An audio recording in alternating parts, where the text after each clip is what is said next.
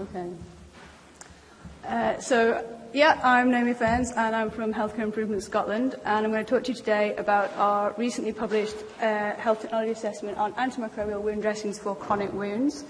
I'm going to focus today about how we went beyond the clinical and effectiveness evidence in that health technology assessment. So what I'm going to cover today is why we undertook a health technology assessment in that area, what we did, a little bit about what we found, and a really small bit about what might still need to be done in the area of antimicrobial wound dressings for chronic wounds. So Healthcare Improvement Scotland is a special NHS health board, and it's there to support healthcare providers in Scotland to deliver high-quality, evidence-based, safe, effective and patient-centred care. And you can see here a couple of groups that make up Healthcare Improvement Scotland, and one of them, the Scottish Health Technologies Group, is the one that undertook this health technology assessment. So why did we decide that we needed a health technology assessment in this area? The use of antimicrobial wound dressings has increased rapidly in recent years, and it now accounts for over a quarter of the wound dressing spend in the NHS in Scotland.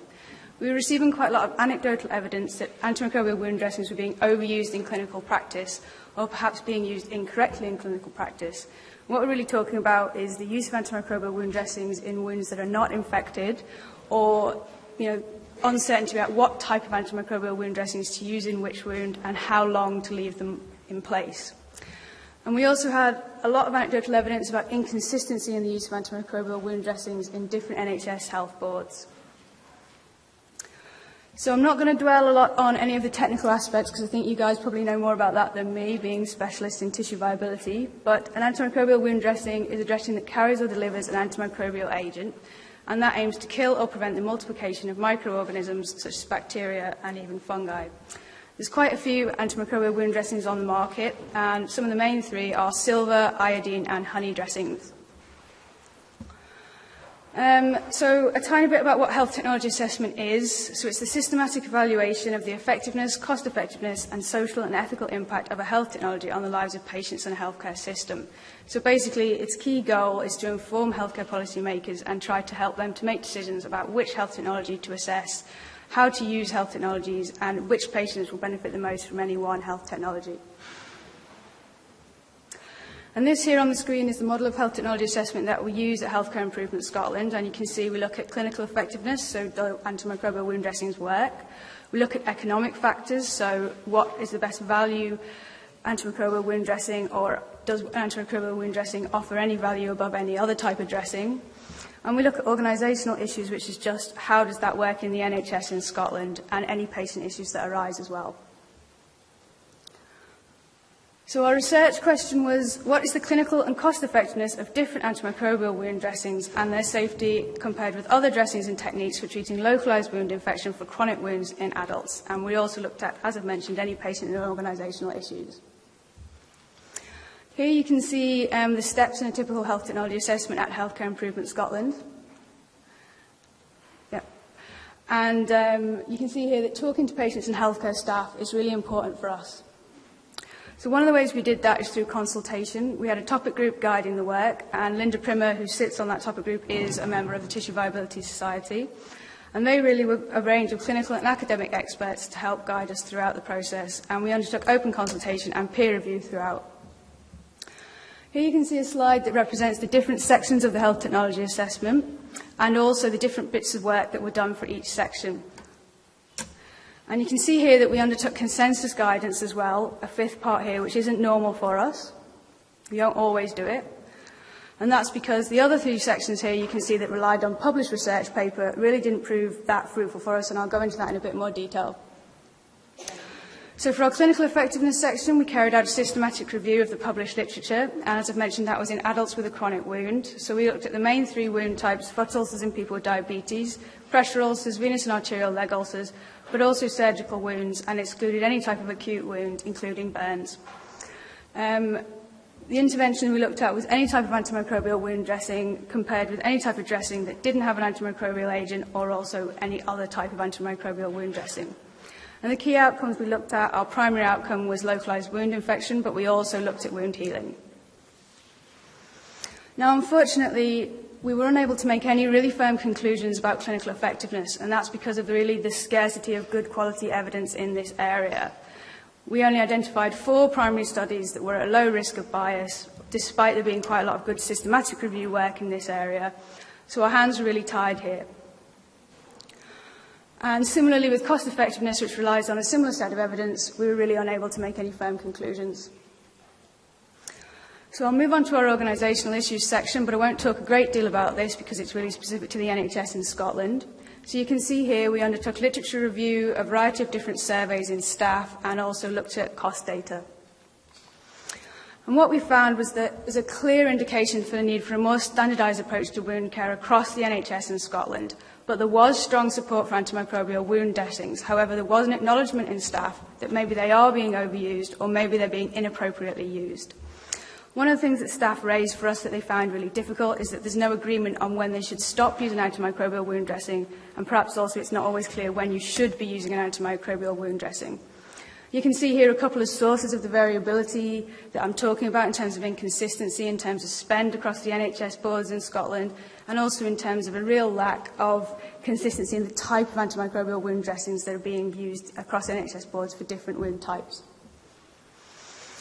So I'm not going to go on much detail about the rest of the sections, and I'm going to talk about our patient issues section in a bit more detail, both because that was a really interesting piece of work and the main work that I was involved in for the health technology assessment. So we really wanted to explore patients' experiences of chronic wounds and wound dressings, and we didn't look only at AWDs because we wanted a really good understanding in this area, and we felt that we wouldn't get that because there's a limited amount of evidence on antimicrobial wound dressings specifically. So what we did was carry out a qualitative synthesis, which is a reanalysis of published qualitative studies. So it's really equivalent to a systematic review in quantitative evidence, but you're using a different methodology because you're bringing together qualitative literature. So we looked at 20 qualitative studies, and we identified literature in all of the main wound types, but it was predominantly leg ulcer patients.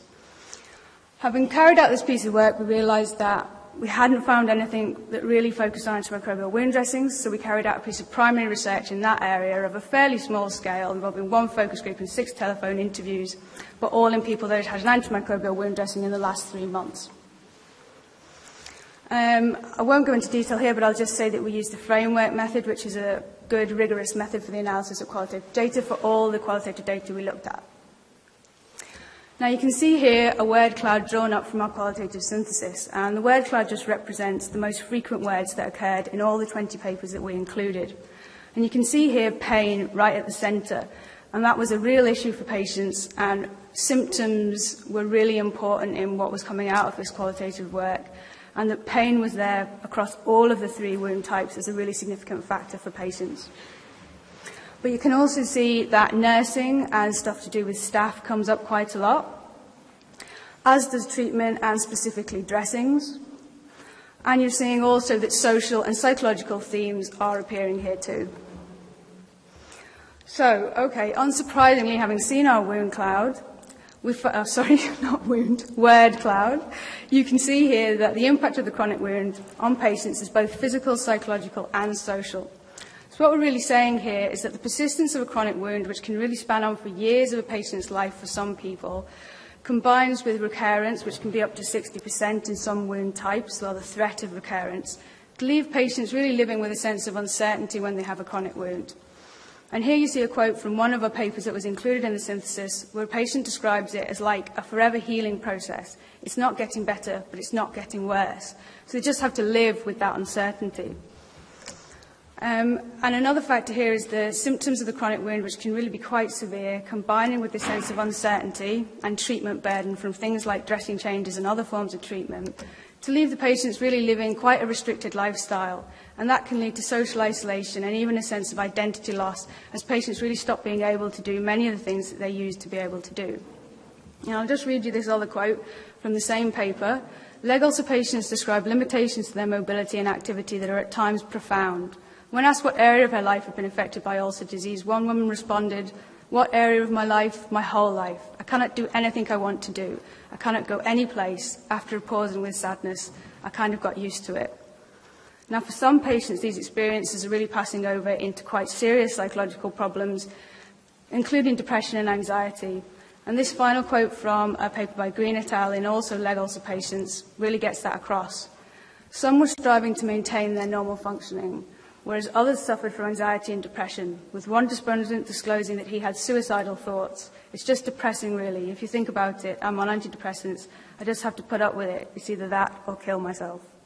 So I'll move on quickly to just say, so what can we do about this really severe impact of the chronic wound on patients?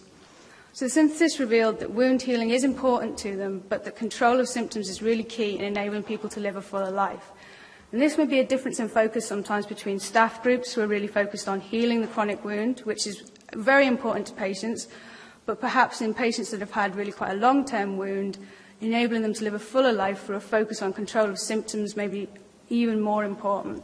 And you can see here at the bottom of the slide some of the main symptoms that came up in our qualitative synthesis, and I'm sure they're all familiar to you, which is pain and fatigue and sleeplessness, which is often related to pain, odour from the wound, exudate and mobility issues associated with these problems. And what was clear from this synthesis was that embarrassment related to these problems is really important for patients and can create quite a lot of problems and link up with the social difficulties that we've been talking about. So I'll read you this quote from our focus group participant, describing her embarrassment as she waits for somebody to come up to the house to visit her. "You think everybody can smell me. I used to dread my visitors, and any visitors that was coming up. At first you're like, can he smell anything? But all you can smell is perfume at the door because I was like that, squirt, squirt, squirt, everywhere." And there were various different examples like this that came up of people taking quite drastic measures, like wearing Wellington boots to contain exudate and doing all kinds of things to try and help them live a life with the chronic wound. Now, another thing that came up that was really important was the therapeutic relationship for patients. And they really valued care that was personal and from clinicians who they can trust and who are there and persistent in trying to heal their wounds. This quote from one of the papers, Hopkins et al., really makes sense of that. The therapeutic relationship was linked to the importance of feeling known, feeling heard and appreciated as people. The visits are marked by enjoyment, a laugh and a joke. They move beyond the task in hand to friendship. It appears that by showing interest in the participant as an individual, this promoted confidence and hope for the future. Where these interactions are absent, the patient's needs will be left unfulfilled or frustrated. So these patients with a chronic wound that's lasting a long amount of time, it's really important to them when the professional comes over to visit that there is an interaction that is friendly, and this was extremely important for people that came up in our papers. Now this little slide you can see here, or this little graphic, represents the things that people were bringing us and saying, these are what we would like to be talking to healthcare professionals about. So you can see healing right up at the top, but a variety of different symptoms. People are really worried about infection, and they want to be able to talk about that regularly on visits and their fears around infection.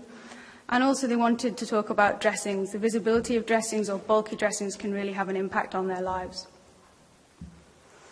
So moving on to dressing and dressing changes themselves, the research indicated that dressing changes can be painful and a really time-consuming process for patients. And where pain is being experienced during dressing change, this is a real source of stress for patients as they worry all the time when they've got an appointment coming up around a dressing change. They're fearful of the pain that may occur.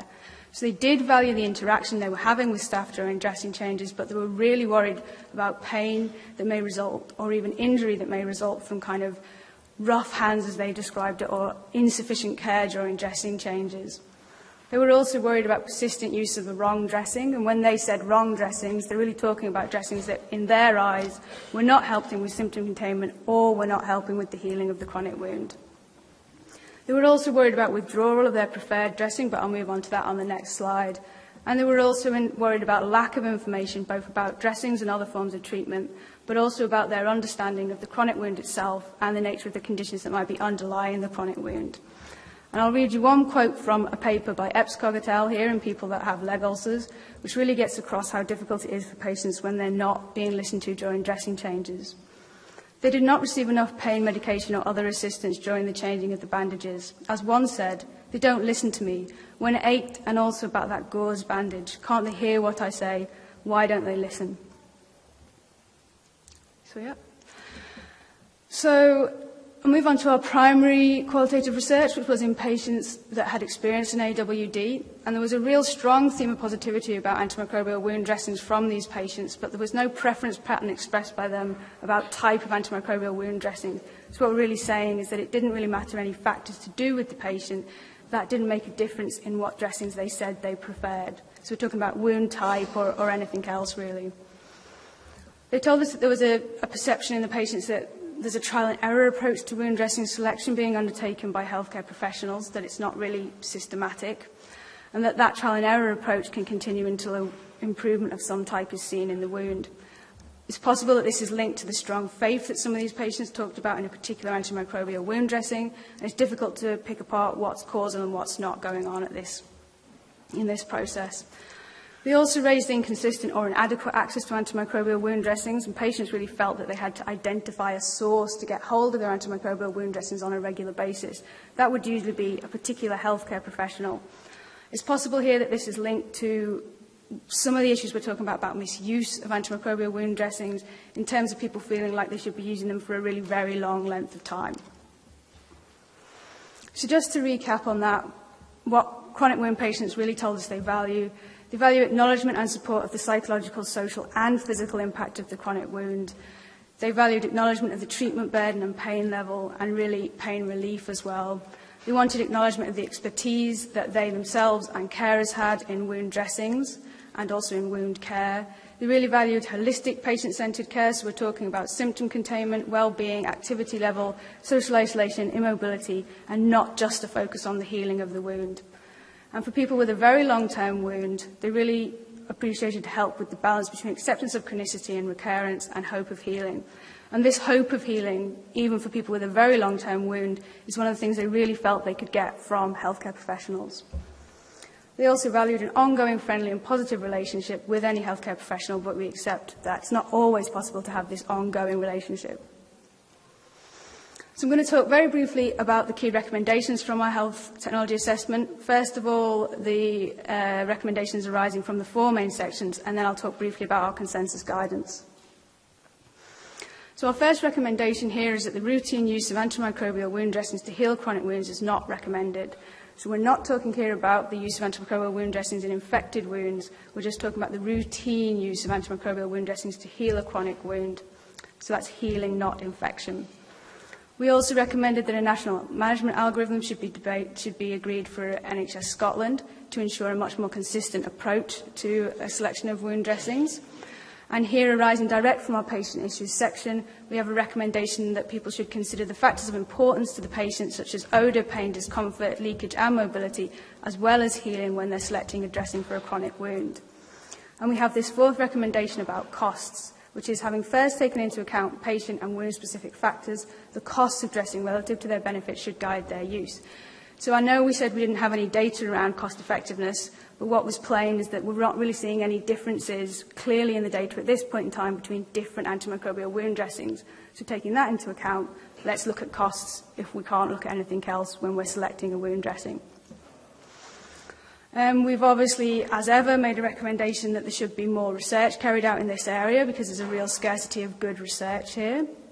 Recommended that a national patient leaflet should be developed because of the lack of information that patients told us that they are having about antimicrobial wound dressings, but also about chronic wounds in general.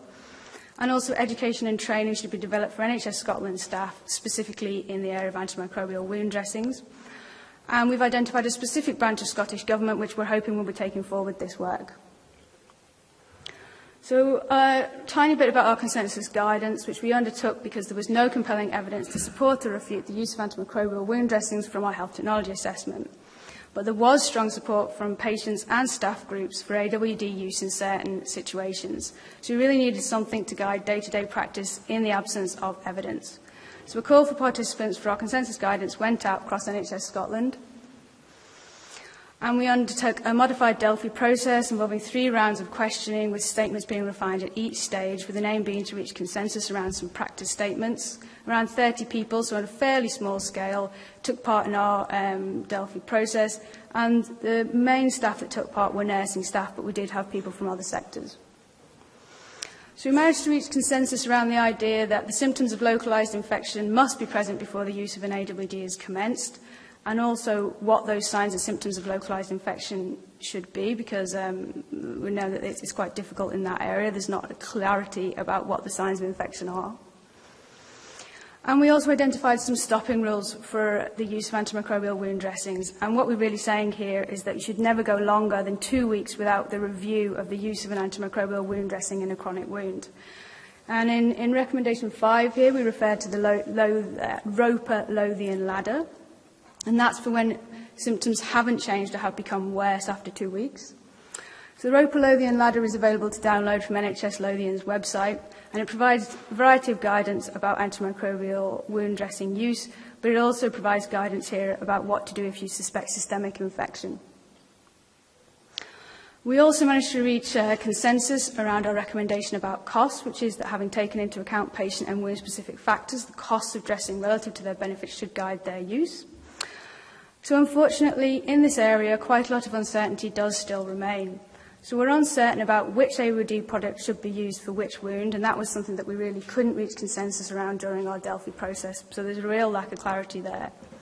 We're not really clear about when antimicrobial wound dressing should be used, and for exactly how long they should be used.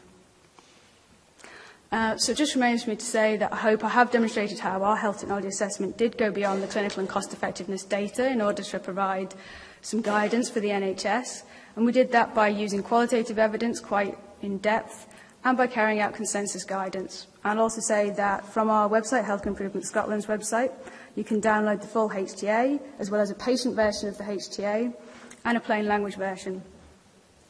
Right, in terms of impact, the status of our recommendations is required to consider by NHS Scotland, and we've already seen some feedback that they have been taken up, but we haven't carried out full consultation in this area yet. We have a specific branch of Scottish Government, hopefully taking forward these recommendations. There's a publication resulting from the primary qualitative research we carried out, which is out very recently in the British Journal of Nursing. And there's a variety of different projects in the NHS and Healthcare Improvement Scotland at the moment about chronic wounds. Quite a lot of work around the prevention and management of pressure ulcers if you want to go and check that out. And I'll also just flag that NICE have recently published a piece of work in the same area as us, a piece of guidance.